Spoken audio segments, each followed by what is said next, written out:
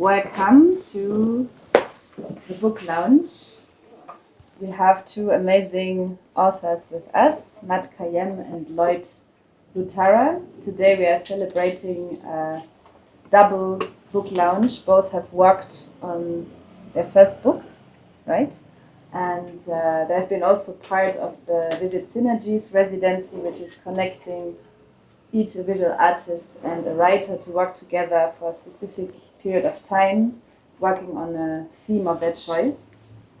And the program has been running for a whole year, so today is really the final day of this program, and we have managed to have 3 exhibitions and 3 books being published, so I'm very happy how far we went. And of course, a book publishing, I think there's no better place to be here at Sankara Pan-African Library. Thank you so much for hosting us. My name is Sina. I'm the project manager of Vivid Synergies and also moderating today's conversation with our authors. So, congrats again. Thank you. We're going to do it like that. I have some questions prepared for you. Then we will each read out an excerpt of your book. We are also going to dig a bit deeper. And then we have a Q&A with the audience. Whoever wants to ask questions is free to do it. And then after the talk, there will be small refreshments and snacks outside in the garden. And we have a book signing. So make sure that you get your copy. Okay. So let's start with Matt. Matt. So, Tell me 2 minutes, just shortly, tell us about your book. let me just thank everybody for coming out here. I'm very happy to see everybody here. This is surreal to me. I mean, I never imagined I would be writing a book. I thought I would just be painting, but I'm happy to be, adding something to the industry. I mean, there's a gap in terms of art documentation in the art scene here in Kampala or Uganda in general. In that, I mean, we need to be documenting whatever we're doing in 3 ways that I see. There's, there's films that need to be made about artists, documentaries. There's the art writing, the short form, the articles that go in different publications. There's also, these books in long form formats that should be, out there. So, and I call upon all young people, to join in the force, in the gospel to spread the art, in the fight to spread this art out there and everything else. My book is trying to bridge 3 things together. It's art in the middle, it's music on the side, it's emotions on the other side. When I looked at Daniel Atenye's work, so Daniel was like a spark to my book. Daniel's work is very emotionally charged. When I looked at his work, it felt like I was listening to a soul music track, like when you listen to Marvin Gaye or Maurice Kia here, or Michael Chiwanuka, the Ugandan British guy. So, and I thought I could, base my conversation around that, connect soul music to Daniel Atenye's work, connect other people's voices who kind of have the same energy in their practice, artists in the sense, musicians also. So it is majorly 3 things: art, emotions, and music that are being echoed or played around in the book that I'm going to read some excerpts from today. I want to thank everyone for being here. Like Matt rightly said, it's kind of surreal for me to be here right now. When I look back and I look at the 10-year-old me, he would be very happy with me right now. This book and the way I've approached it is very much so a dream come true. My visual artist partner couldn't be here today, but her name is Rebecca Khamala, and the subject matter that we tackled was public spaces of rest, and their management and their mismanagement, and the ideal of what they should be and the reality of what they are, especially within Kampala, and what that means. She comes from a architectural and design background, so this was something that was very close to her heart. And I can say that for myself, it wasn't a subject matter that I was very much interested in. But we found a common ground, and I think the moment was we took a tour around the city in October of last year, and we went around to these different spaces. So we went to the Railway Gardens, we went to City Square, we went to the Rainbow Gardens where Sheraton is, we went to Independence Monument and a couple of other spaces around the city. And one of the things that really grabbed my attention was the history of these spaces and how they've evolved over time, and the politics and sociological things that are tied to these spaces. And for me, those are things that are interesting to me. And so that was how I found my way into what I ended up writing about. And so I did a lot of research concerning the history of these spaces, how they've evolved over time, how they've evolved during, over the course of different shifts of power over the recent past, but also pre-colonial times. And that was really where I started from.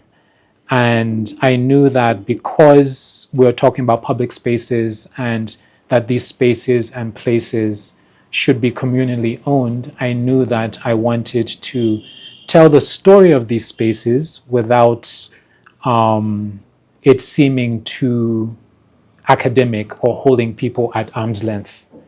And so I decided, I did my research and I looked at how are different ways that people, especially indigenously, tell the stories of their people or the history of the people. And a lot of that is through folk tales and legends and myths. And so that fed in a lot into the way that I decided to tell the story of Kampala specifically and its history. And so, in essence, my book is a legend or a myth or an odyssey that depicts the story of Uganda and Kampala over the last 200, 250 years and before that. Thank you, Lloyd. And that already leads me to a question to both of you, like, who are the contemporary voices that are displayed in your book and why? I actually wanted to say this.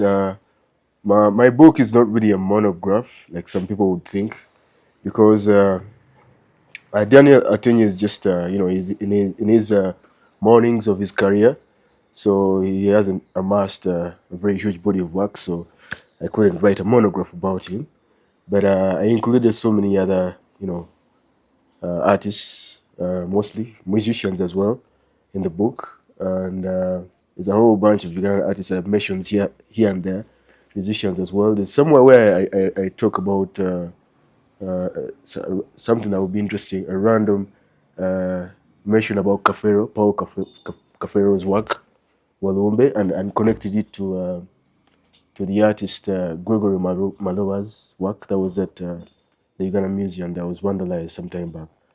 That's an interesting one you should look out for.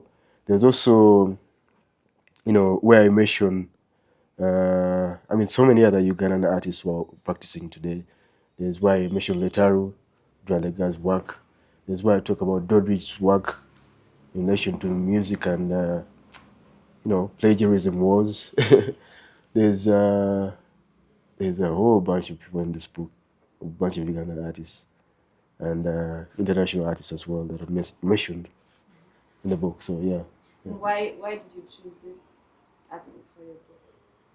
I mean, I thought they spoke to. I mean, they spoke the same language as what I was trying to, you know, converse it around in the book.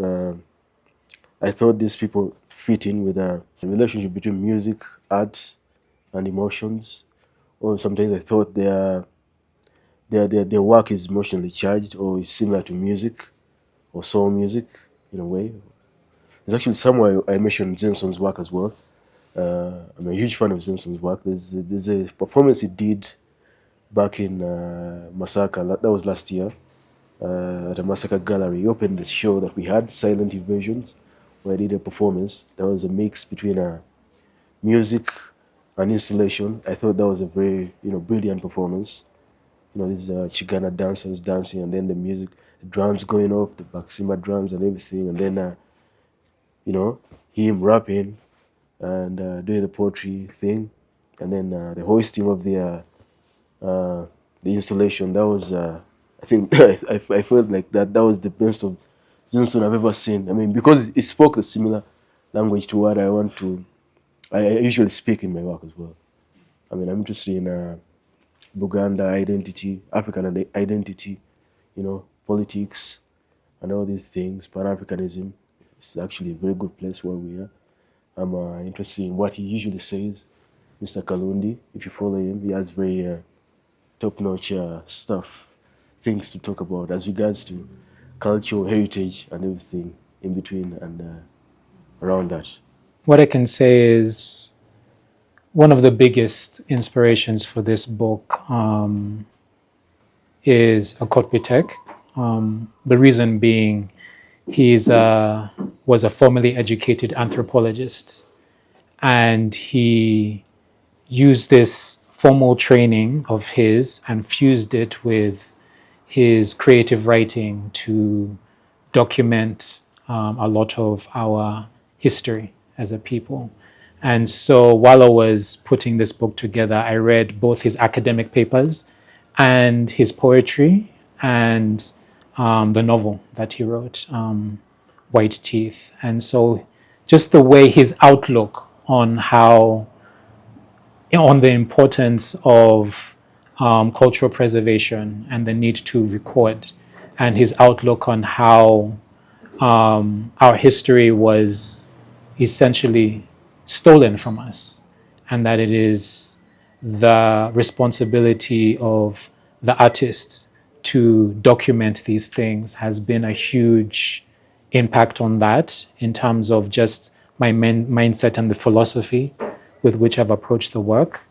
But on top of that, if we're looking at aesthetics as well as philosophy, the African American writer Octavia Butler, who is known as the mother of Afro sci-fi, and her works are actually up here on the shelf somewhere.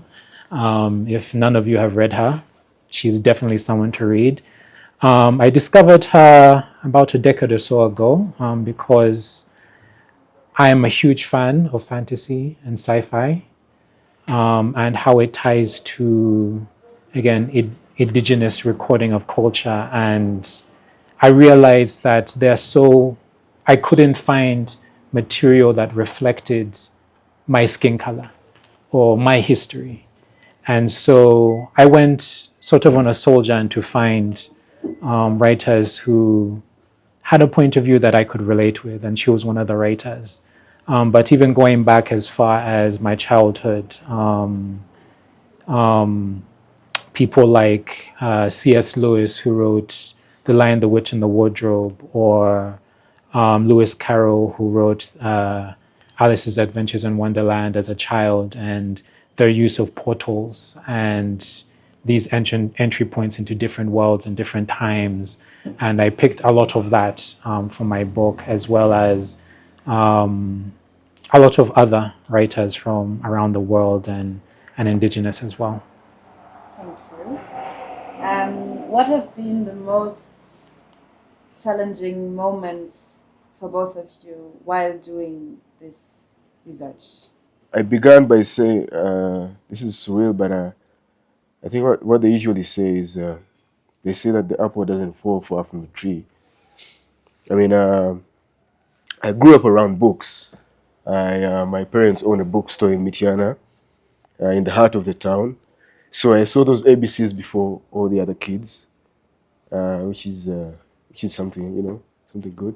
And I mean, I could go back to my grandpa, who was an educationist, and so many other things. Wrote books as well, and he must have given a hand of help to my parents to start up the bookshop back in Mityana.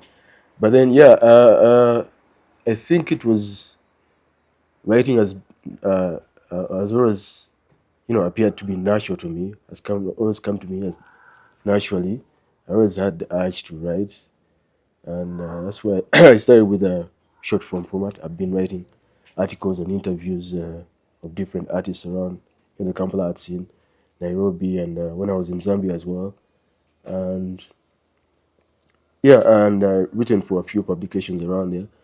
But so I think it's been it was really a sale for me in a way, though I never really had any, because I was piecing up things mostly that I've come across. I've been engaging with the art scene for quite some time now, for the last since 2015 professionally. That's when I came out of art school. So I've been these are things that I wrote about in the book are just things that I'm just expanding, that I've been writing about, probably. Maybe the concept of trying to marry this the art and music is new, but new to me. But I didn't really find any hardships. Not really. Maybe a few when I was trying to research, and I went around libraries, Makerere, and it was very funny to. It was hard for me to get into those libraries, which I actually never did. But I use the internet a lot.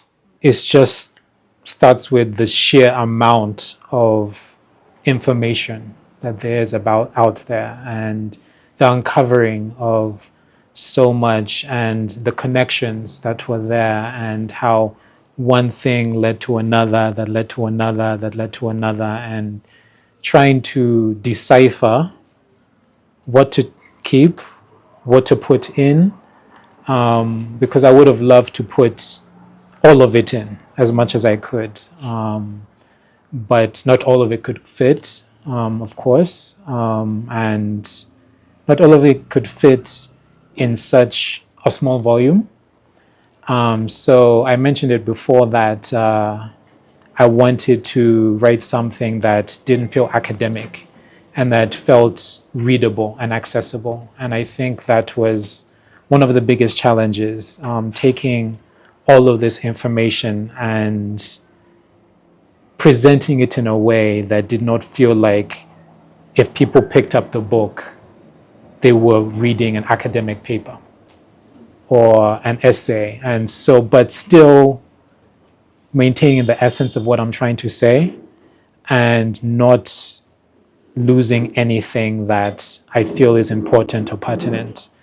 And so I think that was one of the biggest challenges that I had. And to that, I can say that even up to now, I've only scratched the very surface of what I would like to explore and what I would want to do. And so even this book really is just the beginning of my journey in terms of the subject matter and the story that I want to tell. Maybe start with Lloyd, going to read something for us, and then Okay. see where it takes us.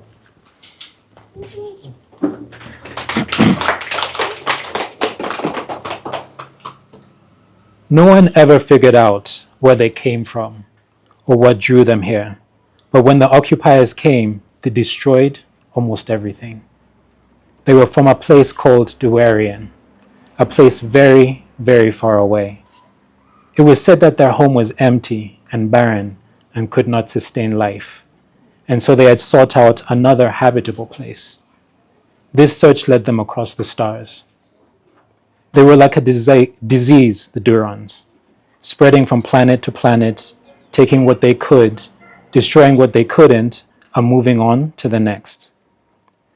Like this, they had built an empire.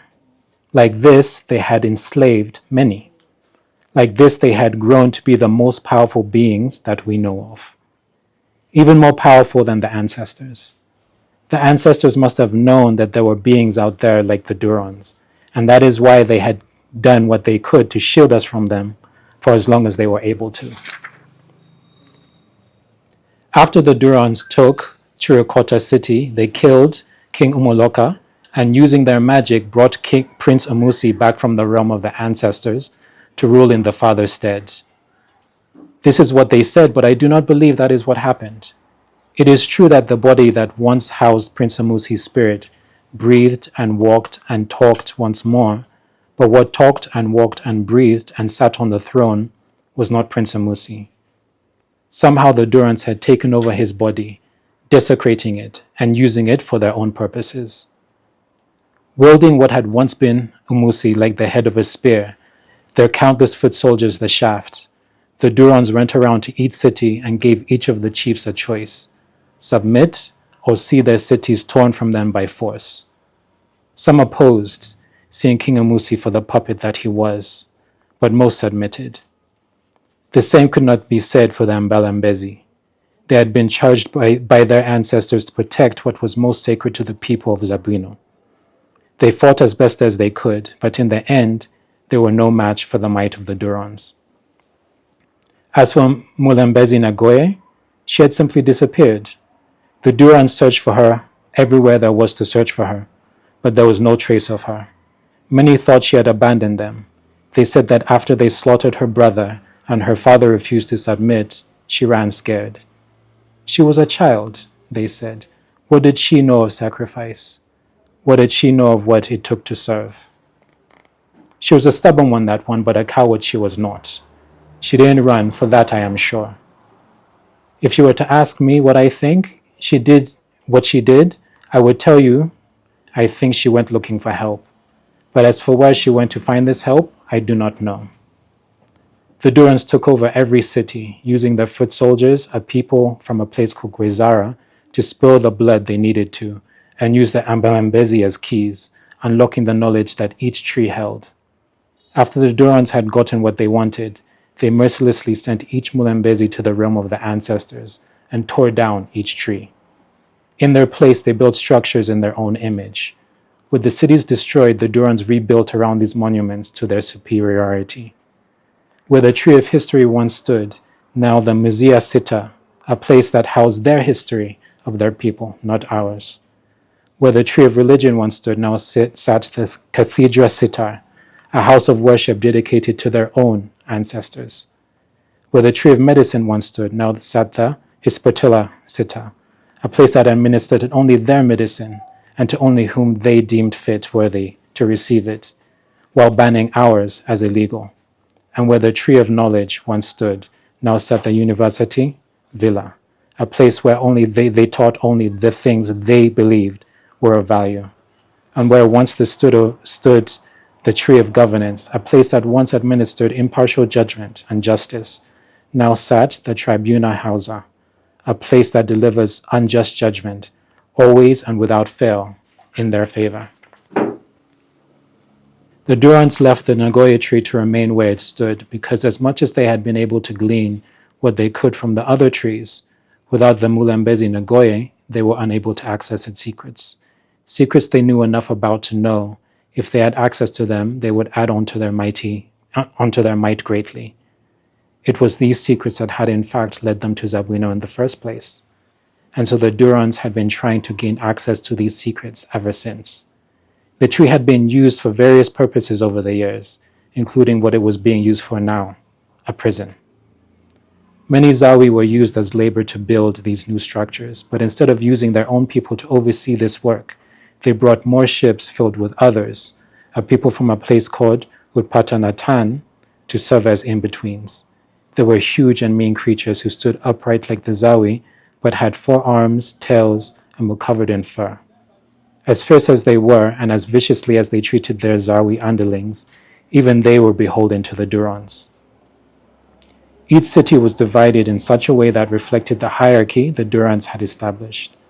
The Durons resided atop the hills, the Utpatan on their slopes, and the Zawi in their valleys. And yes, there was a hierarchy when King Umulaka sat on the throne. No society can exist without one. But with that one, the welfare of his people was his responsibility, and he did all he could to fulfill it. He respected and cared for his people and made sure everyone found their place and that their place gave them an opportunity to thrive. That is not to say that he was perfect, no man is, but he was good and he was fair to the best that he could be.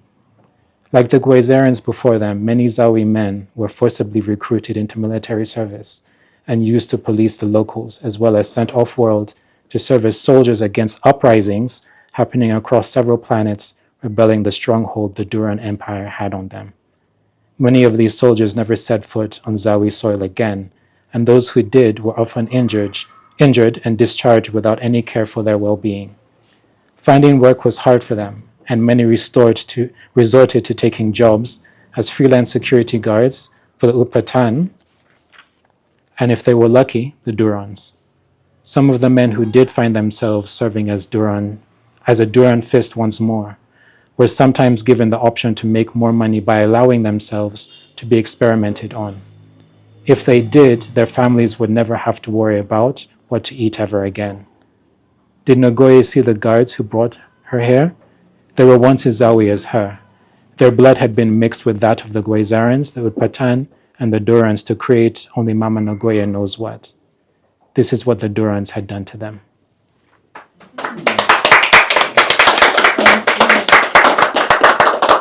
Thank you, Lloyd. Tell us more about Mama Nagoye. Like, where did the inspiration come from for this project on this? Mama Nagoye is a fusion of Nambi and Princess Nakayima. And so Princess Nakayima, the story is that she was either the daughter, depending on the version of the story that you read or hear, she was either the daughter or the wife of King Nduhura. And in one version of the story, she opposed the British when they came. And so she was killed and buried next to a tree.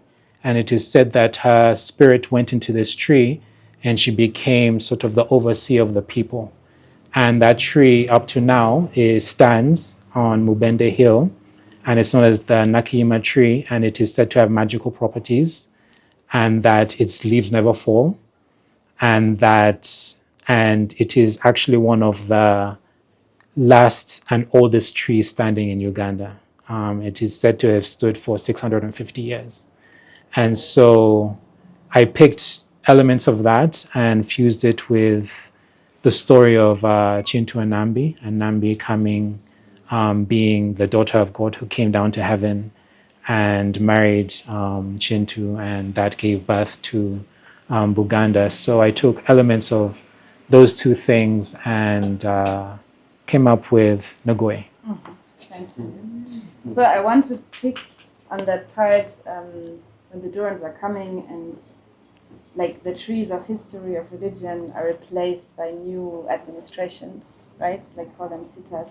So this is like shouting for a link to the present times, Yeah. and also to Ugandan cities. Let's talk about Kampala, where traditional places have been commercialized, westernized, capitalized, and so on. So your book, like, what's the wake up?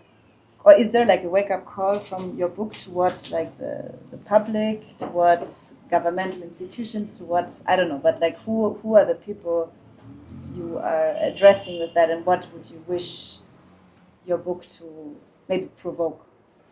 I'm not sure that I'm trying to provoke any action as such. I think I look at my book more as a form of documentation, because during my research, I realized that, again, especially our recent history from colonialism onwards up to now, as the saying goes, history is written by the victors.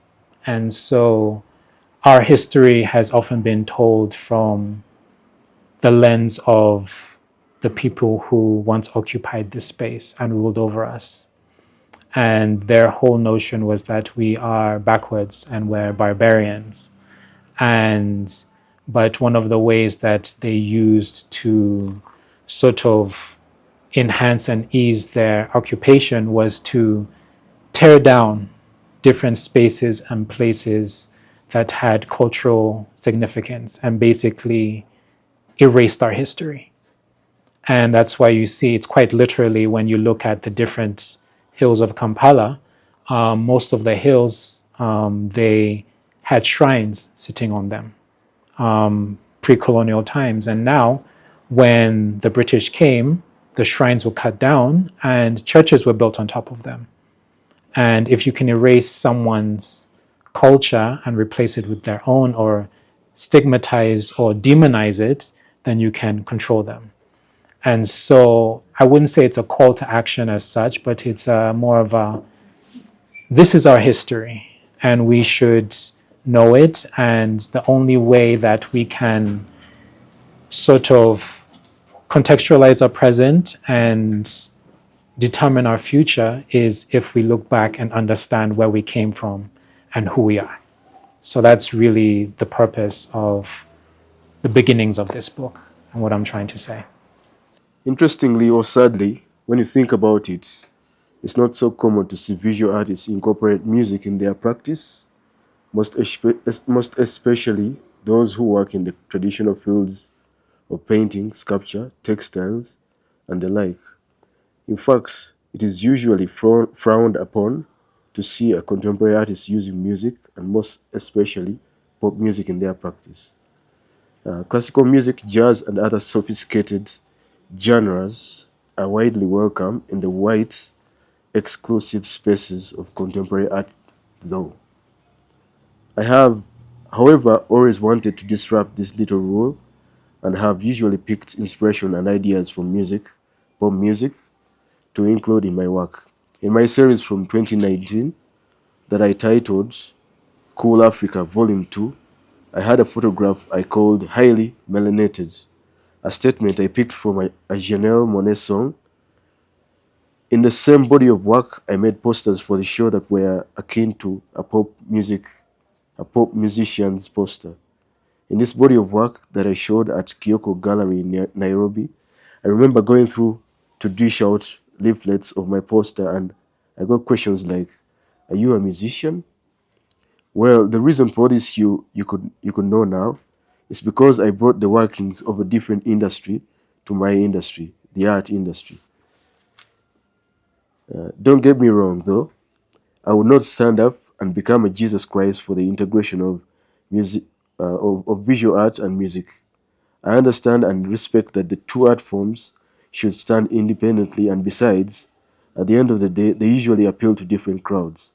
Whereas music takes up a wider one and is consumed by a large populace, visual art in its purity and depth has a smaller audience.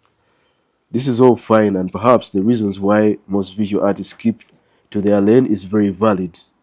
Combining visual art with music can create a multi-sensory experience, yes, but it also risks diluting the impact of each individual element.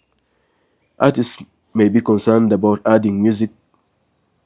Artists may be concerned that adding music could distract from the visual message they aim to convey, or could be interpreted differently by viewers. That's why some artists would think twice about showing their work in bars or even at music festivals, because not only does it render their work a secondary focus, but also sends signals of less seriousness, haziness, unfocused, or desperation, which are turn-offs in the high art world. The art should stand and speak alone, unhampered by other things, white and clean. This is what the art world requests. That above is something to investigate further, because musicians on on the other hand don't see visual art as a distraction in their practice, but an enhancer to their creations. You may note this, that as a visual artist, getting inspired by music to create art is one thing. Also, incorporating music in your practice is a different aspect. For example, we could say that Wansili Kandinsky's abstract works were sparked off by classical music. listened to music, and afterwards went to paint.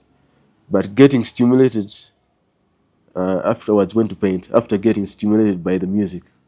But someone like Fiesta Gates actively incorporates music and sound in his practice, which means music becomes part and parcel of a Gates piece. Yeah, I think that's a little bit. So the interplay between music and visual arts, to you, is it enhancement or destruction? Is it destruction? Yeah, enhancement or destruction? Well, like I say in my book, it could be a distraction, mostly on the side of the artists. Yeah, I mean, musicians they've always used art in their works. They've made album covers. They usually make those stage things, the backgrounds and everything. I mean, you've seen it at Bayimba and all these other festivals, Nyega and everywhere else. They usually have costumes when they are performing. You could put that as visual art. But when it comes to the visual artists, it becomes, it becomes a little cumbersome. Also, even a little tricky for them to use music in their practice, because the way the visual art world or the art world is structured is that, and I also think because music really, because the nature of music, it appeals to a large group of people, whether you're young or you're old or whatever background you come from. You can listen to a track and you're like, it feels good. But for visual art, it takes most visual art takes a certain kind of eye and knowledge about the visual arts or the arts to like or get interested in the work as well. So yeah, it's very tricky for artists to incorporate art music in their practices. A few of them have succeeded. Like I mentioned earlier on Zenson, when he did that piece in Massacre, that was brilliant. The two aspects, the music and the art, seem to be agreeing with each other, which is not usually the case. When you are a visual artist and you have like an exhibition somewhere, and then you try to bring a musician to play or do something, people will end up being connected to the music, and then they may not look at the art, so the music will take over. But there was something fascinating you that you chose to combine these two disciplines, right? And to write a book like about it. So was it like because it can be both destruction and enhancement and like going a bit further, are there also questions you want or are there questions you want to provoke with your book in terms of cultural identity, cultural heritage?